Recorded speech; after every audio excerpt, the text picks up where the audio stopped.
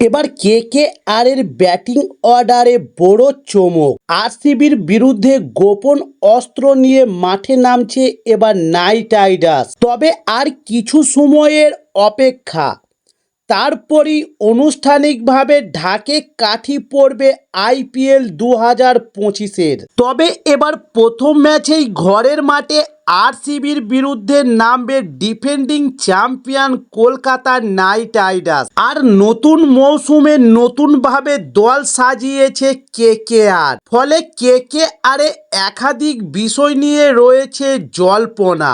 তার মধ্যে অন্যতম হলো ব্যাটিং অর্ডার। দলে একাধিক ব্যাটার থাকলেও কি হবে পজিশন, তা নিয়ে কৌতূহল রয়েছে ফ্যানদের মধ্যে। তবে গত বছর কেকেআর এর হয়ে ওপেনে ভরসা দিয়েছিলেন ফিন সল্ট ও সুনীল নারিনের জুটি। এবার সল্ট দলে নেই, ফলে সুনীল নারিনের সঙ্গে কে ইনিংস শুরু করবে তা নিয়ে রয়েছে সংশয়। তবে কুইন্টন ডি কক ও অজিঙ্কে রাহানের মধ্যে একজন হতে পারে নারিনের সঙ্গী। এবং মিডল অর্ডারে খেলতে দেখা যাবে ভেঙ্কটেশ আয়ার, অজিঙ্কে রাহানের রিঙ্কু সিং।